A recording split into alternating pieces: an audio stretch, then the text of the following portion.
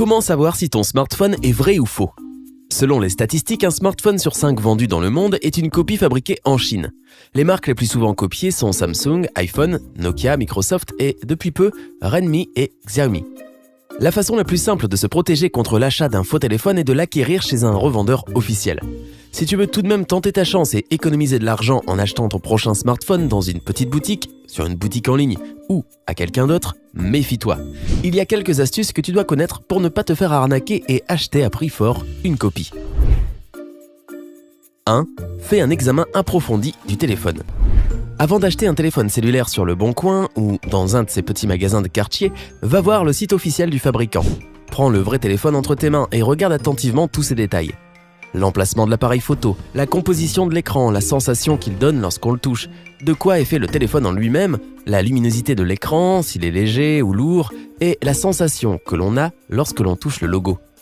On ne remarque pas tous ces détails au premier coup d'œil, mais ce sont eux qui font la différence concernant l'apparence du téléphone. Tu dois aussi consulter le site web du fabricant.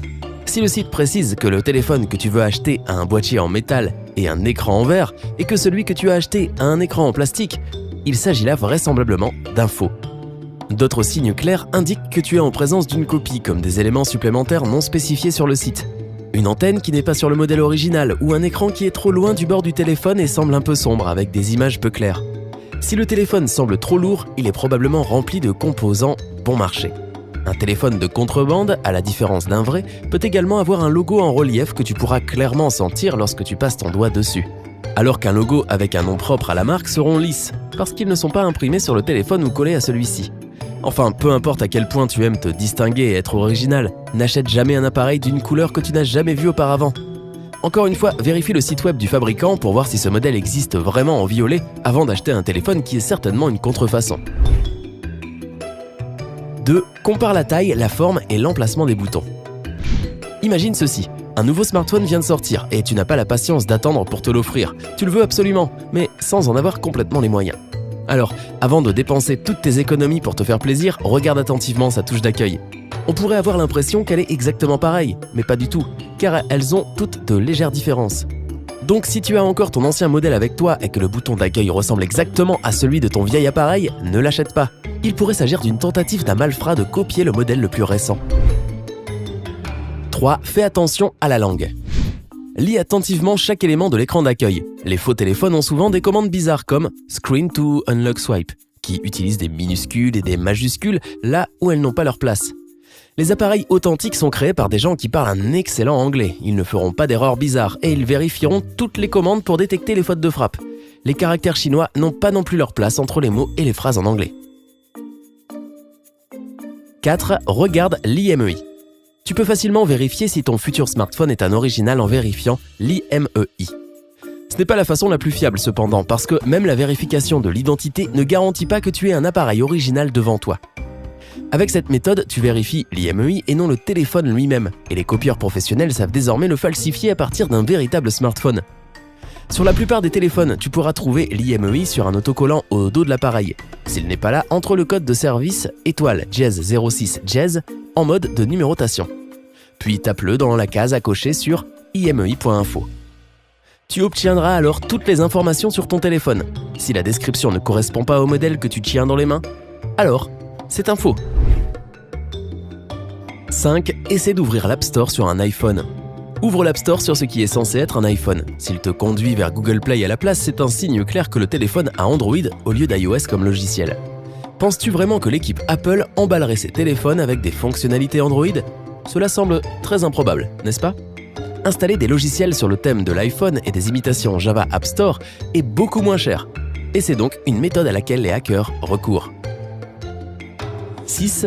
Fais un code de service sur un Samsung. Tu peux essayer d'entrer un code de service spécial pour voir si Samsung est bien un Samsung. Clique sur l'icône téléphone et compose étoile dièse 73 53 dièse. Un menu devrait apparaître te permettant de vérifier si certaines fonctions marchent correctement. Ce code était initialement absent de l'OS d'Android. Les ingénieurs de Samsung l'ont ajouté au système et il est impossible qu'il fonctionne sur un appareil contrefait. 7. Emporte un ordinateur portable avec toi. Si tu comptes acheter un iPhone, apporte ton ordinateur portable avec iTunes installé dessus, si possible. Seul un téléphone Apple d'origine pourra fonctionner avec lui. Connecte le smartphone à l'ordinateur portable à l'aide d'un câble USB. Si iTunes ne détecte aucun appareil connecté, il s'agit très probablement d'un faux. 8. Vérifie la batterie.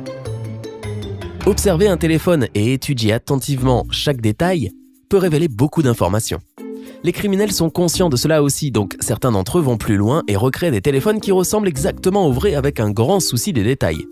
Cependant, ils oublient une chose, la batterie. Même si le corps du téléphone est réel, une fausse batterie te posera rapidement problème. Cela veut toujours dire que le téléphone a été trafiqué. Ces sympathiques vendeurs sur Le Bon Coin, ou d'autres sites bien sûr, pourraient parfaitement être des pros de la contrefaçon qui installent une fausse batterie et essaient de te la vendre. Fais attention à l'orthographe du nom de la marque sur la batterie. Un Samsung devrait avoir une batterie Samsung, pas un Sunsang. La plupart des informations de la batterie doivent également être imprimées dans la langue de ton pays actuel. Si tu es en France mais que tu ne peux pas en lire 90% parce qu'il s'agit de caractères chinois, il est fort probable que tu aies une contrefaçon entre les mains. 9. Teste la caméra. Beaucoup de gens utilisent leur smartphone uniquement pour l'appareil photo, comme les fous d'Instagram par exemple. Nous aussi chez Sympa, nous pensons que l'appareil photo est une fonction fondamentale du téléphone. Et dans le cas où une caméra HD de 16 mégapixels t'attire, fais un test avant de l'acheter. Tu verras très vite que tu seras déçu par la qualité de l'image. Vérifie en ligne pour savoir à quoi ressemblent les photos prises avec le même téléphone, original. Si ton résultat n'est pas une image aussi brillante et nette, alors change ton fusil d'épaule. Il en va de même pour la caméra de selfie. Si la qualité de l'image est loin d'être parfaite, cela veut dire qu'une caméra moins chère ou endommagée a été installée dans le téléphone contrefait. 10. Utilise les applications pour un check-up avancé.